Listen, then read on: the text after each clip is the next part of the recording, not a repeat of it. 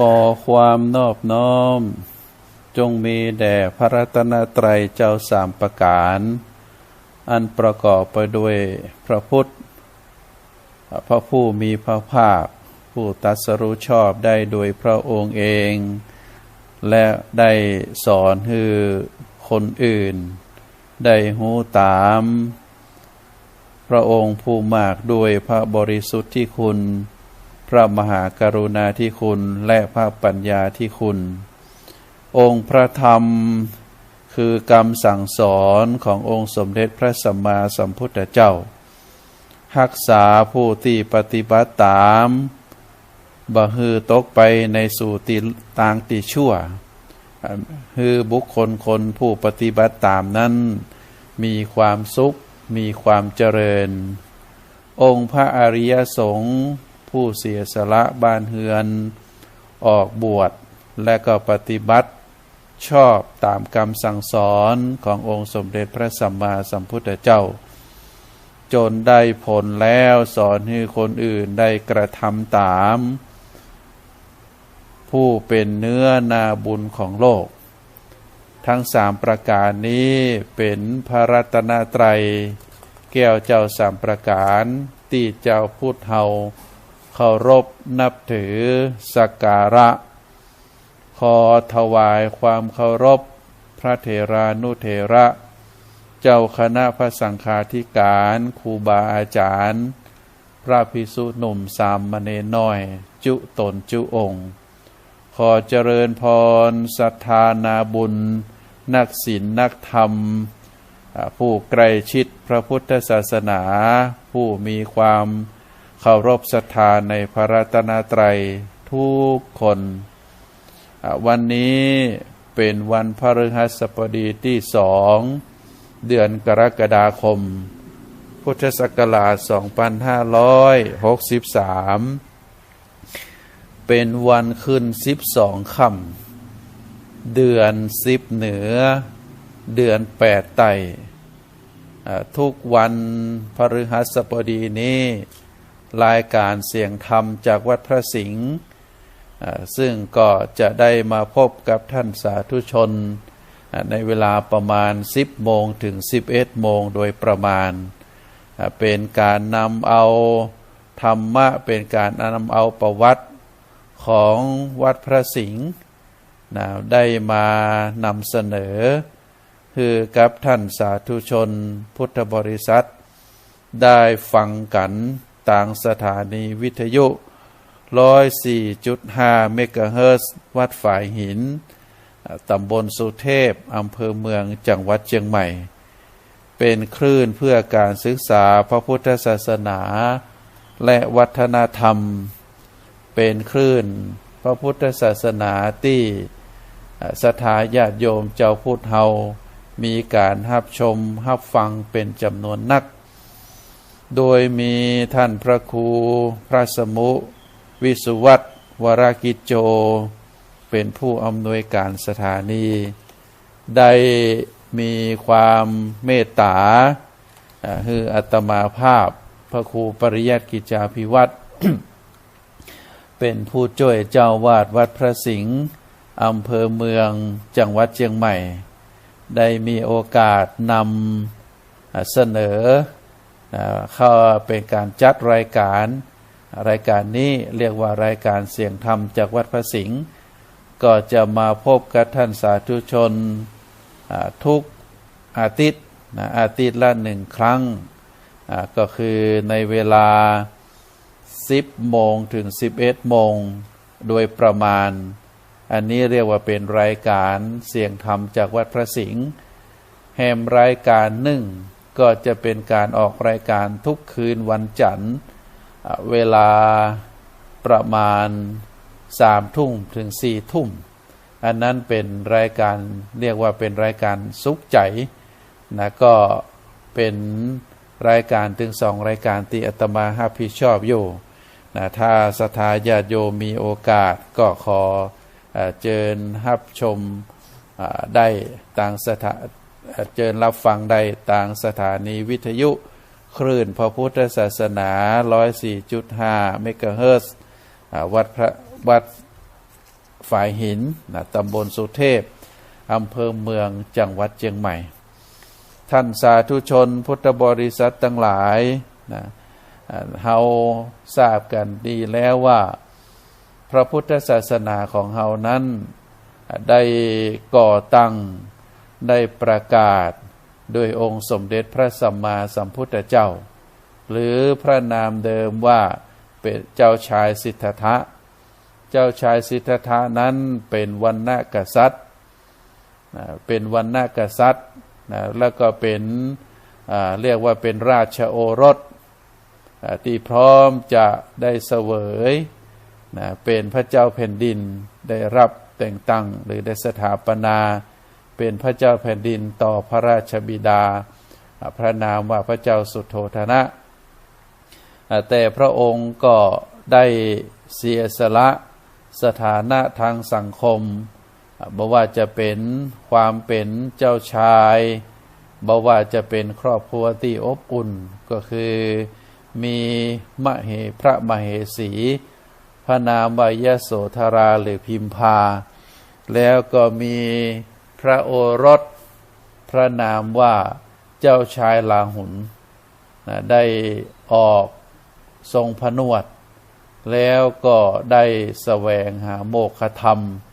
โดยการบำเพ็ญทุกขกิริยาเป็นการประพฤติปฏิบัติที่มีความยากถามว่าการบำเพ็ญทุกขกิริยาเป็นช่องทางหนึ่งที่พระพุทธเจ้าหรือเจ้าชายสิทธัตถะตอนออกบวชแล้วเขาเรียกว่ามหาบุรุษได้ปฏิบัติเรียกว่าบำเพ็ญทุกขกิริยาเป็นการกระทำที่ยากก็อย่างเช่นมีการเอาพระทนกดพระทนก็คือเอาฟันกดฟันไว้แล้วก็เอาพระชิวหาดันพระตาลุก็คือเอาลิ้นดันเพดานไว้นอกจากนั้นก็กั้นลมหายใจกั้นลมหายใจหายใจน้อยแล้วก็นอกจากนั้นก็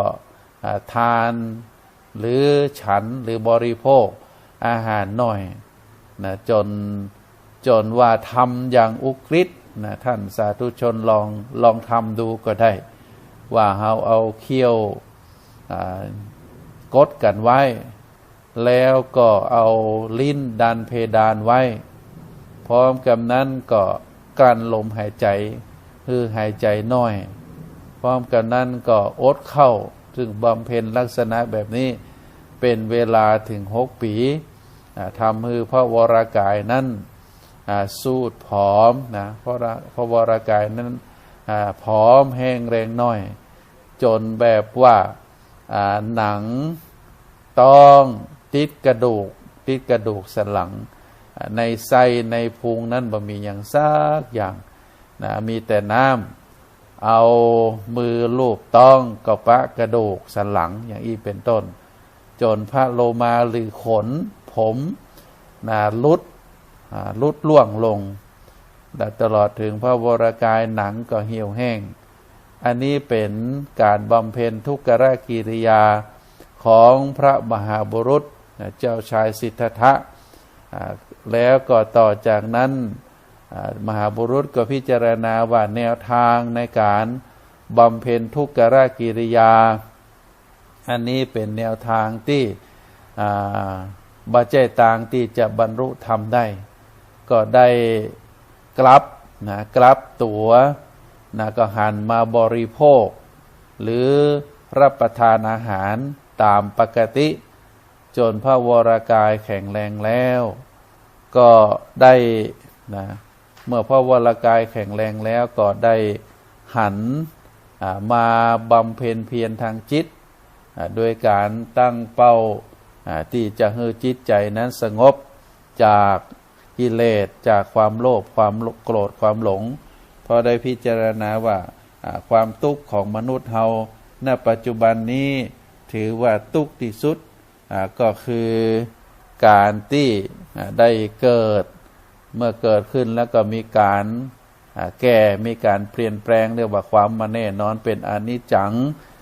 โดยการเกิดขึ้นดับอยู่ตั้งอยู่ดับไป นอกจากนั้นแล้วนอกจากจะมีสภาวะที่เป็นความบ่เที่ยงอนิจจังคือมีการเกิดขึ้นตั้งอยู่ดับไปแล้วสภาวะของความเป็นอยู่ของมนุษย์เฮานั้นมันเต็มไปด้วยความทุกข์นะเต็มไปด้วยความทุกข์แล้วก็เป็นสภาวะธรรมอีกอย่างหนึ่งที่เกิดขึ้นกับหมู่เฮาทุกคนเรียกว่าอนัตตาอนัตตาแปลว่าความบ่ใจตัวบ่ใจตนที่แท้จริงบ่สามารถที่จะควบคุมดูแลได้ถึงแม้ว่าเฮาเรียกว่าตัวนี้เป็นตัวตนของเฮาเป็นร่างกายของเฮาแต่ว่าตามสภาพจริงๆเฮาบ่สามารถที่จะกำหนดกฎเกณฑ์คืออยู่ในอนัตในความดูแลของเฮาอย่างแท้จริงบ่ว่าจะเป็นในส่วนของร่างกายเมื่อเกิดเจ็บไข้ได้ป่วยเฮาจะบอกว่าห้ามป่วยเน้อวันนี้ห้ามป่วยเดือนนี้ห้ามป่วยปีนี้ห้ามป่วยก็บ่ได้เพราะว่าเป็นไปตามสภาพของร่างกายเรียกว่าเป็นสังขารเฮาจะบังคับว่าคนนั้นคนนี้เป็นลูกของเฮาก็จะต้องเชื่อฟังเฮาคนนี้เป็นภรรยาเฮาก็จะต้องฮักเฮาตลอดห้ามเบื่อหน่ายในตัวเฮาหรือคนนี้เป็นสามีของเฮาห้ามนอกใจจะต้องฮักเฮาคนเดียวอย่างอีเป็นต้นอันนี้เรียกว่าเป็นอนัตตาเฮาบ่สามารถที่จะบังคับแม้แต่ตัวเฮาก็บ่สามารถที่จะบังคับอยู่ในอนัตสัญญาของเฮาได้จะบังคับบุคคลอื่นให้เป็นไปปฏิบัติตามเฮาต้องการก็บ่ได้เพราะฉะนั้นลักษณะนี้ลักษณะนี้เฮาเรียกว่าเป็นอนัตตาเป็นอนัตตาคือบ่ใจตัวบ่ใจตนที่แท้จริงบ่สามารถที่จะฮืออยู่ในข้อบังคับของภายใต้บังคับของเฮาได้อันนี้เฮาเรียกว่าอนัตตาพระพุทธองค์ได้พิจารณาเป็นลักษณะแบบนี้หันความอนิจจังหันความทุกข์หันความเรียกว่าเป็นอนัตตาทุกสิ่งทุกอย่างก็จึงได้มุ่งฝึกปฏิบัติเรียกว่าสละกิเลสคือกิเลสหมดจากจิตใจแล้วก็ได้ตรัสรู้เป็นพระพุทธเจ้าเรียกว่าสำเร็จพระโพธิญาณเมื่อพระพุทธองค์ได้สำเร็จอรหัตผลหรือเป็นพระพุทธเจ้าแล้วก็มีความตั้งใจที่จะเรียกว่าสั่งสอนสั่งสอนธรรมะที่พระพุทธองค์ได้ตรัสรู้ในคืนวันเพ็ญเดือนวิสาขบูชานั้นเมื่อตรวจสอบเมื่อพิจารณาแล้ว ก็เข้าใจว่าธรรมกรรมสั่งสอนของพระพุทธองค์นั้นเป็นธรรมะที่ลึกซึ้งเกรงว่าจะบ่มีภัยที่จะฮู้ตามของพระพุทธเจ้าได้นอกจากนั้นเมื่อพระพุทธองค์ได้พิจารณาเป็นลักษณะแบบนี้แล้วก็ฮ้อนถึงพระพรหมฮ้อนถึงพระพรหมว่าเมื่อตรัสรู้เป็นพระพุทธเจ้าแล้วบ่าเอาธรรมกรรมสั่งสอนเหล่านั้นมาเรียกว่ามาเทศนาสั่งสอนของแก่บุคคลอื่นแก่สัตวโลกแล้วก็จะก่อให้เกิดเรียกว่าโลกนั้นบ่เกิดสันติภาพบ่เกิดความร่มเย็นได้พระพุทธเจ้าอุบัติขึ้นมาในโลกก็เพื่อเป็นที่พึ่งของสัตวโลกเป็นที่พึ่งของคนทั้งหลายเพื่อที่จะได้อาศัยธรรมกรรมสั่งสอนของพระพุทธเจ้ามาปฏิบัติเหมือนกับเฮาปัจจุบันนี้เพราะฉะนั้นเมื่อพระพรหมได้ทราบถึงในพระทัยของพระพุทธเจ้าแล้วก็ได้กราบลงมากราบอาราธนานิมนต์พระพุทธองค์ได้แสดงธรรมแก่สัตวโลกอันนี้ก็ถือว่าพระพรหมนั้นก็หันความสำคัญเมื่อพระพรหมได้กราบอาราธนาพระพุทธเจ้าเพื่อที่จะได้แสดงธรรมโปรดสัตวโลกแล้วก็เป็นธรรมเนียมปฏิบัติของมัคคณายกมัคคณายกก่อนที่พระสงฆ์จะแสดงธรรมก็จะกล่าวว่าพรหมาจะโลกา หรือพรหมมาจะโลกาธิปติสหัมปติกัดอัญชลีอันที่วรังอายาจทะอย่างนี้เป็นต้นเพราะตรงนั้นก็คือเป็นการกล่าวว่าพระพรหมนั้นได้ลงมาแล้วก็ได้กราบอาราธนาพระพุทธองค์ได้แสดงธรรมโปรดสัตวโลกเขาก็ถือปฏิบัตินั้นมาก็เป็นแนวทางปฏิบัติว่าก่อนที่พระสงฆ์จะเทศนาธรรมมัคคณายกก็จะกล่าวบทนี้ว่าพรหมมาจะโลกาธิปติสหัมปติอย่างอีเป็นต้นอันนี้ก็คือเป็นติมไปติมมาของการแสดงธรรมเมื่อพระพรหมได้กราบอาราธนาองค์สมเด็จพระสัมมาสัมพุทธเจ้าได้แสดงพระธรรมแล้วพระพุทธองค์ก็ได้ย้อนลำลึกถึงว่ามนุษย์เฮานี้ก็เหมือนกับดอกบัวสีเหล่าดอกบัวสีเหล่านั้นดอกบัวประเภทที่หนึ่งเฮาจะหันว่าดอกบัวตูมก็จะเรียกว่าได้เจริญเติบโตออกดอกมาพ้นจากน้ำแล้วแต่ยังบ่บานเตื้อถ้าหากว่าตอนเจ้ามาตูมอยู่พอขวายมาน้อย9 โมง 10 โมงมีแสงสว่างจากดวงพระอาทิตย์สาดส่องมาดอกบัวนั้นก็จะบานนี่เป็นดอกบัวประเภทที่หนึ่งดอกบัวประเภทที่สองก็ยังปริ่มน้ำอยู่เป็นดอกบัวที่ปริ่มน้ำอยู่ก็ยังบ่บานเตื้อในวัน2 วันก็เจริญเติบโตขึ้นพ้นจากน้ำเมื่อได้รับแสงสว่างจากพระอาทิตย์แล้วก็จะบานอันนี้เป็นดอกบัวประเภทที่สองใช้ระยะเวลาวัน2 วัน3 วันก็ใช้ระยะเวลากว่าจะบานก็คือต้องเจริญเติบโตพ้นน้ำแล้วก็ได้รับแสงสว่างจากพระอาทิตย์ ดอกบัวประเภทที่สามก็คือดอกบัวที่อยู่ใต้น้ำแต่ก็มีความหวังที่จะเบ่งบานก็ต้องใช้เวลาระยะเวลาอาจจะประมาณสัก7 วันหรือ10 วันก็เจริญเติบโตเมื่อเจริญเติบโตแล้วพ้นจากน้ำแล้วได้รับแสงอาทิตย์ก็จะมีความเรียกว่าบานเบ่งบานขึ้นอันนี้เป็นดอกบัวประเภทที่สามดอกบัวประเภทที่สี่เป็นดอกบัวที่อยู่ที่น้อยกำลังตูมอยู่กำลังเรียกว่าโผล่จากรากจากเง่ามาก็พอหู้ว่าเป็นดอกแต่ว่าดอกบัวประเภทนี้บางทีก็จะกลายเป็นอาหารของเต่าของปลาเพราะว่าเต่าป่านั้นก็จะหู้ว่าดอกบัวดอกนี้งอกขึ้นมาเงยขึ้นมาก็ไปแทะไปเล็มไปกินดอกบัวดอกนั้นก็บ่สามารถที่จะเจริญเติบโตขึ้นมาเบ่งบานเหนือน้ำได้อันนี้เป็นดอกบัวประเภทที่สี่ตามกรรมพระพุทธศาสนาก็จะใช้คำว่าดอกบัวประเภทที่หนึ่งนั้นเราเรียกว่าอุคติตันยูก็คือดอกบัวที่จะได้รับแสงสว่างแล้วก็เบ่งบานในวันนี้เรียกว่าอุคติตันยูประเภทที่สองเรียกว่าวิปจิตันยูวิปจิตันยูก็คือดอกบัวที่จะเบ่งบานในวันต่อไปอาจจะเป็นวันผูกวันเฮ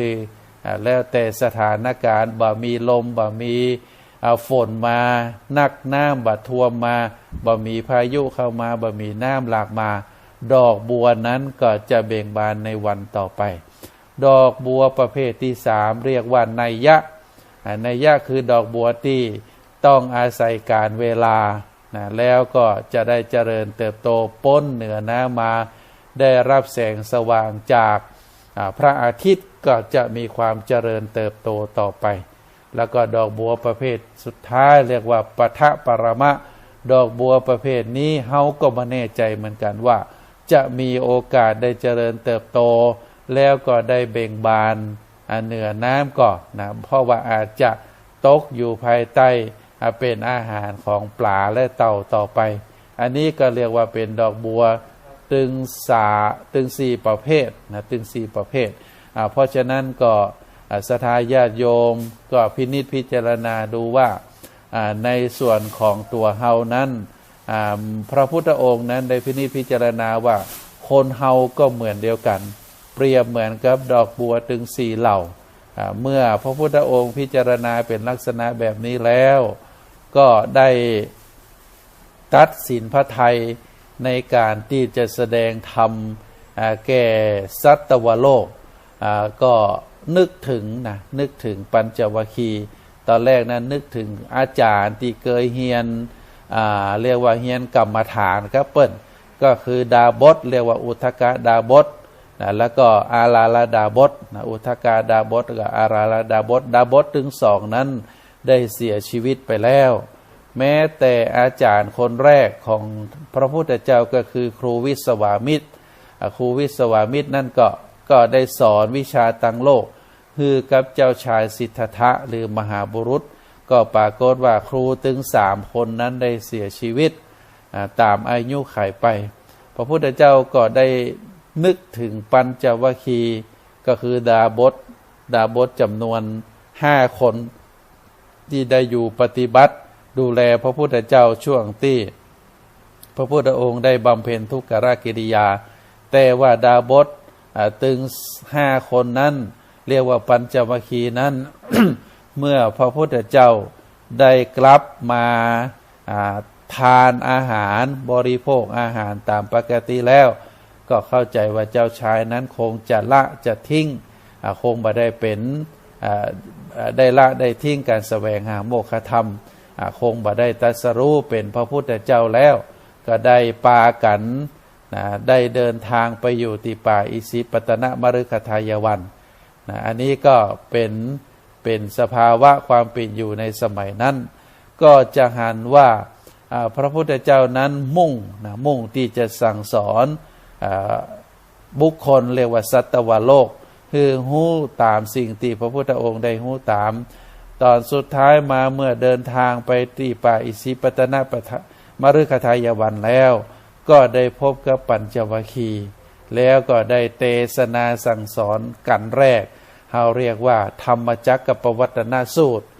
ธรรมจักรปวัตตนสูตรก็ถือว่าเป็นพระธรรมกันแรกปัญจวัคคีย์ถึง5 คนนั้นได้ตั้งใจฟังก็ปรากฏว่ามีคนหนึ่งในปัญจวัคคีย์ทั้ง5ปัญจวัคคีย์ทั้ง5หรือนักบวช5 คนนั้นก็คือชื่อว่าโกณฑัญญะวัปปะพัทธิยะมหานามะอัสสชิใน5 คนนั้นปรากฏว่ามีคนหนึ่งคนแรกชื่อว่าโกณฑัญญะพราหมณ์หรือปัญจวัคคีย์ชื่อว่าโกณฑัญญะเนี่ย1เป็นผู้ที่มีอายุ2ได้มีความตั้งมุ่งมา่ปรารถนาที่จะเรียกว่าบวชออกติดตามเจ้าชายสิทธัตถะหรือมหาบุรุษ3ตั้งใจที่จะเป็นสาวกเพราะมั่นใจว่าเจ้าชายสิทธัตถะเนี่ยต้องเป็นพระพุทธเจ้าเพราะว่าเป็นพราหมณ์คนหนึ่งในพราหมณ์108เป็นพราหมณ์คนหนึ่งในพราหมณ์108ที่พระเจ้าสุโธทนะนั้นได้อัญเชิญเข้าไปในวังแล้วก็ได้ดูเรียกว่าบุคลิกลักษณะหรือลักษณะของเจ้าชายสิทธัตถะแล้วพราหมณ์ตั้งหลาย108ต่างก็ตำนายทายทักเป็น2 ลักษณะว่าเจ้าชายสิทธัตถะหรือเจ้าชายน้อยนี้1ก็จะต้องออกบวช2จะต้องเป็นถ้าบ่ออกบวชก็จะเป็นเรียกว่าเป็นมหาบุรุษเป็นพระเจ้าจักรพรรดิพราหมณ์ถึง107 คนนั้นจะทำนายทายทักเหมือนเดียวกัน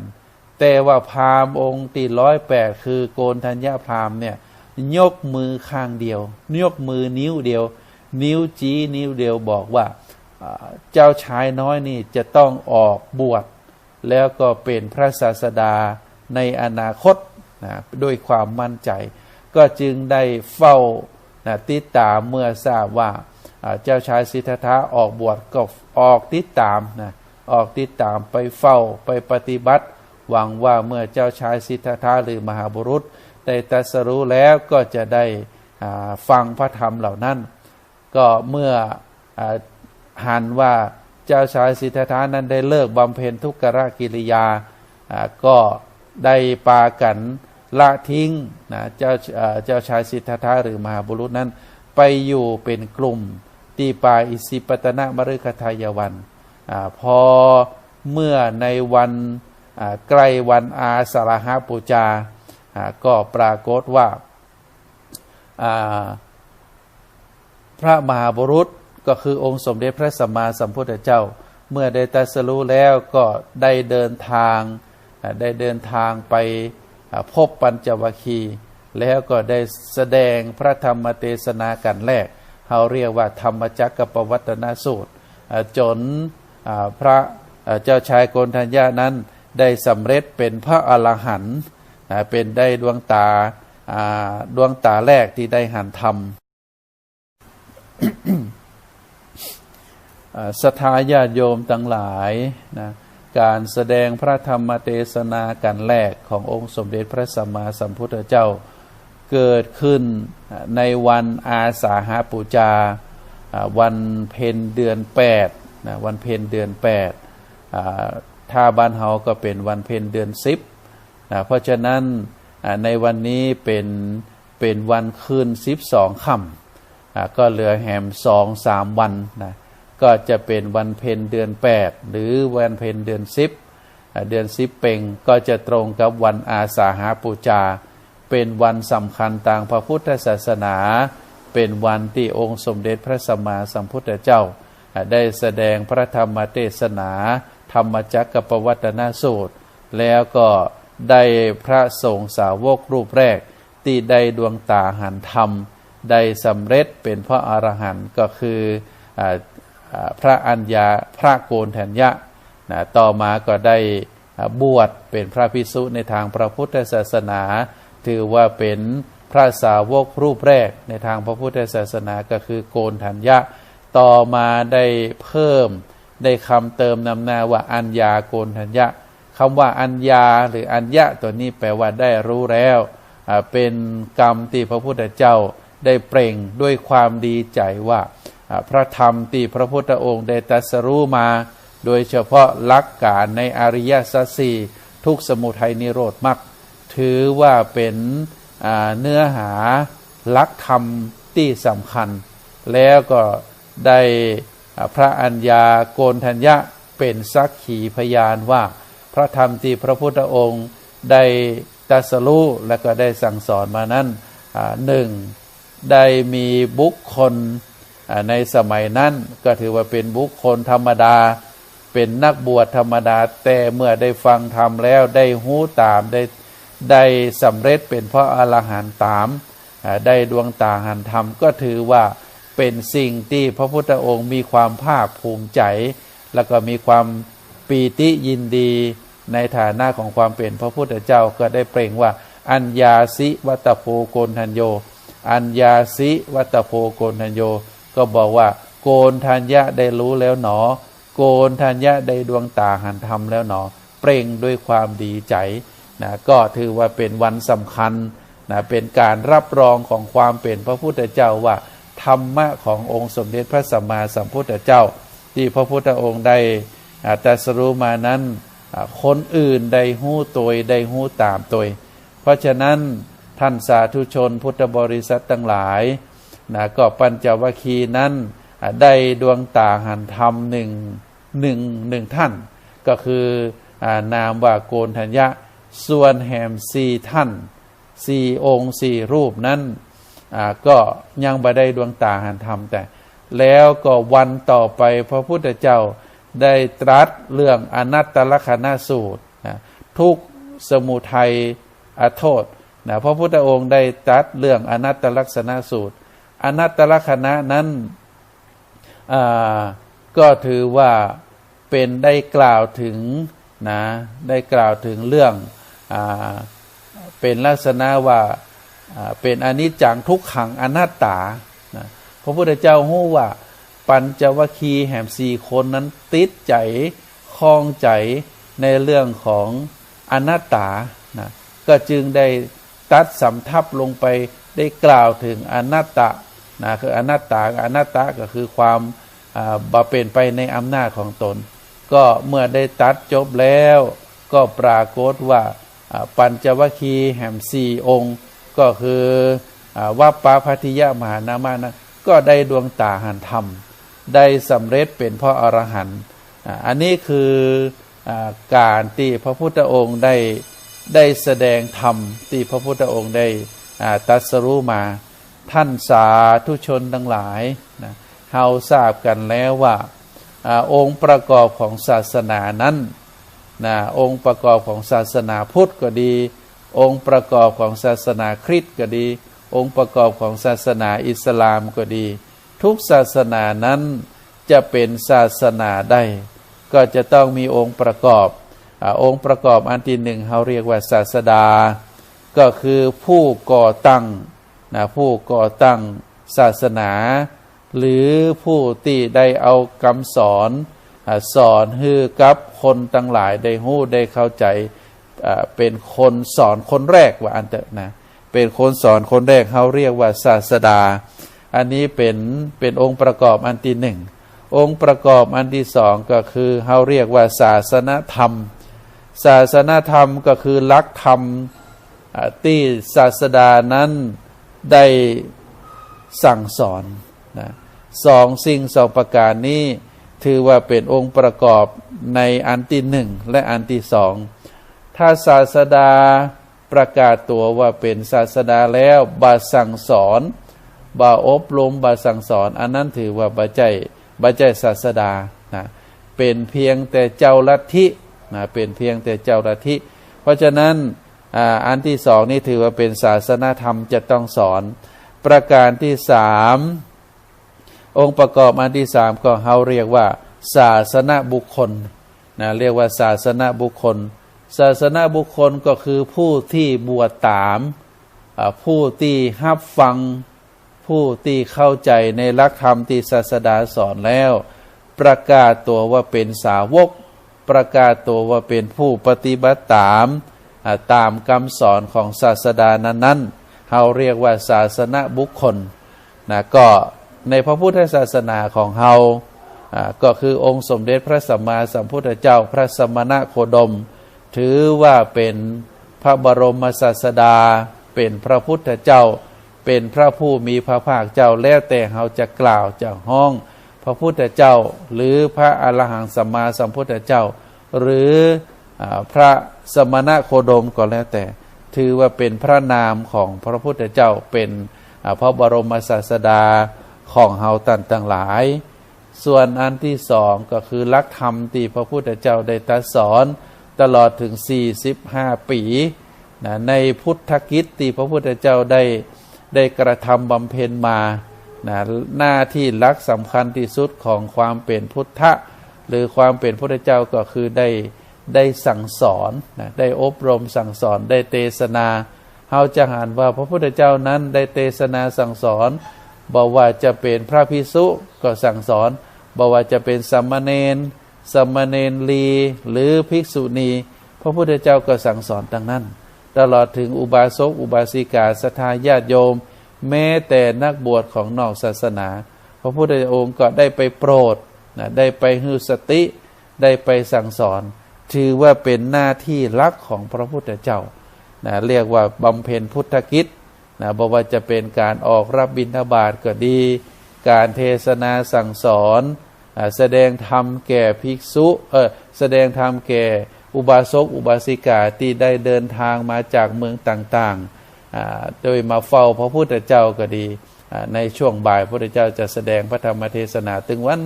วันในธรรมศาลาแล้วก็ในเวลาค่ำเวลาเย็นมาก็จะได้ฮือโอวาทแล้วก็บอกกรรมฐานแก่เหล่าพระภิกษุนะที่อยู่ในวัดเดียวกันภิกษุภิกษุณีอุบาสกอุบาสิกาก็จะได้รับฟังโอวาทจากพระพุทธเจ้าได้รับกรรมฐานนะได้รับกรรมฐานจากองค์สมเด็จพระสัมมาสัมพุทธเจ้าในเวลาค่ำคืนก็จะเป็นการตอบปัญหาฮือเวลาแก่เหล่าเทวดาแล้วก็ในก่อนแจ้งนะก่อนแจ้งก็ตื่นขึ้นมาตี 3 ตี 4ก็จะได้แผ่ ข่ายคือพยานนะพยานของพระองค์ก็จะแผ่ไปว่าวันนี้มีภัยมาปรากฏจะไปโปรดไปแสดงธรรมฮือภัยเป็นกรณีพิเศษอย่างอีเป็นต้นเขาเรียกว่าพุทธกิจพุทธกิจของพระพุทธองค์เพราะฉะนั้นก็จะเกิดศาสนาบุคคลนอกจากศาสนาบุคคลแล้วองค์ประกอบอันที่สี่เขาเรียกว่าศาสนาพิธีศาสนาพิธีนั้นก็ถือว่าเป็นพิธีทางศาสนาอย่างเฮาหันในปัจจุบันนี้พิธีทางศาสนาก็จะมีการเริ่มต้นพิธีโดยการจุดธูปเทียนบูชาพระรัตนตรัยนอกจากจุดเทียนบูชาพระรัตนตรัยแล้วก็จะมีการกล่าวคำบูชาถึงพระพุทธพระธรรมพระสงฆ์อรหังสัมมาสวากขาโตสุปฏิปันโนต่อจากนั้นก็จะเป็นการอาราธนาหรือสมาทานเบญจศีลเบญจศีลต่อจากนั้นก็จะเป็นการดำเนินตามขั้นตอนบอกว่าจะเป็นพิธีศาสนาพิธีที่เป็นมงคลหรือศาสนาพิธีที่เป็นอวมงคลก็แล้วแต่หรือศาสนาพิธีอย่างอื่นอย่างเช่นการแสดงตนเป็นพุทธมามกะก็ดีการถวายทานก็ดีการบำเพ็ญเรียกว่าทักษิณานุปทานกิจก็คือการอุทิศส่วนบุญส่วนกุศลให้กับผู้ตายก็ดีตึงมดตึงมวลนี้เราเรียกว่าศาสนาพิธีก็เป็นพิธีทางศาสนาที่มีความสำคัญเหมือนเดียวกันแล้วก็อันสุดท้ายเราเรียกว่าศาสนสถานศาสนสถานก็คือวัดในทางพระพุทธศาสนาของเราก็จะมีวัดก็จะมีวัดก็จะแยกเป็นวัดหลวงพระอารามหลวงแยกเป็นวัดราชวัดราชก็คือวัดที่ราษฎรในตั้งขึ้นประจำหมู่บ้านต่างๆต่อจากนั้นก็จะเป็นเราเรียกว่าเป็นที่พักสงฆ์เป็นอารามโดยที่ยังเป็นวัดบสมบูรณ์แต่เราก็ถือว่าเป็นศาสนสถานเป็นศาสนสถานเป็นที่อยู่เป็นที่พักเป็นที่อาศัยของพระสงฆ์สามเณรแล้วก็มีโบสถ์มีวิหารมีเจดีย์เป็นสัญลักษณ์ว่าอันนี้เป็นวัดทางพระพุทธศาสนาหรือบางทีก็จะเข้าลึกไปก็เป็นศาสนาอื่นอย่างเช่นศาสนาคริสต์เปิ้นก็จะมีโบสถ์จะมีโบสถ์มีไม้กางเขนเป็นสัญลักษณ์เข้าไปในโบสถ์ก็จะมีรูปของพระเยซูในบริเวณนั้นก็จะมีโต๊ะมีเก้าอี้มีที่นั่งรับรองคือศาสนิกเมื่อเวลาเข้าไปอาจจะเป็นทุกวันอาทิตย์เข้าไปประกอบพิธีกรรมเขาเรียกว่าเป็นศาสนสถานเพราะฉะนั้นตึงมดตึงมวลองค์ประกอบตึง5ประการนี้เขาเรียกว่าเป็นองค์ประกอบก่อให้เกิดเป็นศาสนาขึ้นถ้าศาสนาใดมีองค์ประกอบบ่ครบตึง5ประการนี้เขาเป็นเพียงแต่เขาเรียกว่าเป็นลัทธิไม่ได้เป็นศาสนาเป็นเพียงลัทธิความเชื่อบางทีอาจจะมีเป็นศาสดามีคำสอนหรืออาจจะมีบุคคลเคารพนับถือตามแต่บ่มีพิธีกรรมบ่มีที่อยู่เป็นหลักเป็นแหล่งปรากฏให้คนทั้งหลายได้รู้ว่าอันนี้เป็นวัดเป็นศาสนสถานของศาสนานั้นๆแต่ถ้าบ่มีครบอย่างนี้ก็ถือว่าบ่ใช่เป็นศาสนาเป็นเพียงลัทธิเราเคยเห็นว่าลัทธิตนบุญอย่างอีเป็นต้นลัทธิตนบุญหรือว่าเป็นลัทธิอื่นที่ปรากฏอยู่เฮาท่านทั้งหลายได้หันกันอันนี้เรียกว่าบ่ใช่เป็นศาสนาเพราะฉะนั้นท่านสาธุชนทั้งหลายเหลือแฮมบักกี่วันก็คือวันนี้วันที่2ในวันที่5วันที่6วันที่5นั้นเป็นวันเพ็ญเดือน8ภาคกลางเป็นวันเพ็ญเดือน10ภาคเหนือของเฮาก็เป็นวันอาสาฬหบูชาวันอาสาฬหบูชาก็คือเป็นวันสำคัญทางพระพุทธศาสนาที่พระพุทธองค์ ได้แสดงธรรมจักรปวัตนสูตรนะเป็นพระธรรมเทศนากันแรกเขาเรียกว่าปฐมเทศนานะก็เป็นวันสำคัญแล้วก็ต่อจากนั้นแหม1 วันก็เป็นวันเข้าวสาหรือเข้าพรรษานะสำหรับพระภิกษุนะก็เป็นการอธิษฐานจำพรรษาอยู่ที่ใดที่หนึ่งนะมีที่อยู่ที่เป็นหลักเป็นแหล่งเขาเรียกว่าเป็นการอธิษฐานเข้าพรรษา3 เดือนซึ่งเป็นธรรมเนียมปฏิบัตินะของพระภิกษุเพราะฉะนั้นการนับเข้ามาสู่พระพุทธศาสนานะของพระภิกษุบอกว่าจะมีอายุนักอายุน้อยเขานับกันที่พรรษานะการนับที่พรรษาอธิษฐานจำพรรษาอยู่3 เดือนแล้วอันนั้นก็ถือว่าได้1 พรรษา2 พรรษา3 พรรษานะบางทีบางตนนะบวชแต่ว่าปีนี้จำพรรษาบัตันนะบัได้อยู่เป็นหลักเป็นแหล่งก็ถือว่า1 ผิดพระวินัย2บ่มีพรรษานะเรียกว่าบ่มีพรรษาเพราะฉะนั้นก็อายุพรรษาก็บ่มีละนะเพราะนั้นก็ถือว่าเป็นสิ่งที่เป็นพระวินัยที่พระสงฆ์ทั้งหลายนะในฐานะที่เข้ามาบวชแล้วก็จะต้องตระหนักจะต้องรู้ว่าในวันเพ็ญเดือน10เหนือหรือวันเพ็ญเดือน8ใต้เป็นต้นไปเนี่ยก็จะต้องหาที่อยู่เป็นหลักเป็นแหล่งจะบ่เป็นสัมภเวสีบ่เป็นสิ่งพเนจรนะก็คือว่าอยู่เป็นหลักเป็นแหล่งในทางวินัยต้องคือพระสงฆ์ใน3 เดือนนี้อยู่เป็นหลักเป็นแหล่งแต่ก็มีการผ่อนสั้นผ่อนยาวท่านสาธุชนกรณีว่าในวันเพ็ญเดือน8ภาคกลางในวันเพ็ญเดือน10ภาคเหนือของเราถ้าบ่สามารถที่จะอธิษฐานในวันแรม1 ค่ำได้เนี่ยในวันแรม1 ค่ำได้ก็เขาเรียกว่ามีพรรษาหลังนะพรรษาแรกกับพรรษาหลังก็เพื่อสำหรับพระภิกษุเปิ่นตกนะเรียกว่าตกหล่นในระหว่างการเดินทางก็ในหลักวินัยนั้นก็อนุญาตให้ได้อธิษฐานจำพรรษาหลังเขาเรียกว่าปัจฉิมพรรษานะพรรษาแรกนี่เรียกว่าปุริมพรรษานะปุริมพรรษาก็คือตรงกับวันแรม1 ค่ำเดือน8หรือวันแรม1 ค่ำเดือน10เหนือของเราเมื่ออธิษฐานแล้วก็อยู่จำพรรษาตรงนั้นให้จนครบ3 เดือนในกรณีจำพรรษาอยู่แต่ว่ามีกรณีมีเหตุจำเป็นที่จะต้องเดินทางนะก็คือพระภิกษุรูปนั้นประกอบเรียกว่าทำสัตหะไปนะเรียกว่าทำสัตหะไปก็คือได้บอกกล่าวเพื่อนภิกษุถ้าในปัจจุบันนี้ก็จะต้องกราบลาเจ้าวาดแล้วก็จะต้องกลับมาภายใน7 วันนะกลับมาภายใน7 วันก็ถือว่ายังรักษาราตรีนะรักษาราตรีก็คือการอธิษฐานจำพรรษาแล้วก็ยังนับพรรษาได้พรรษาอยู่ถึงแม้มีเหตุเดินทางนะบางทีญาติโยมก็ว่าทุเจ้า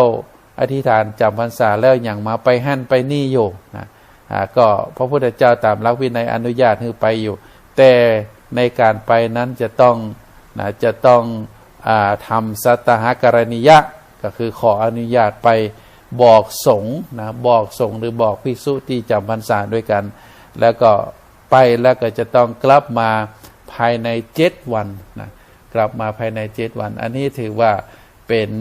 แนวทางปฏิบัติสำหรับพระสงฆ์นะที่อธิษฐานจำพรรษา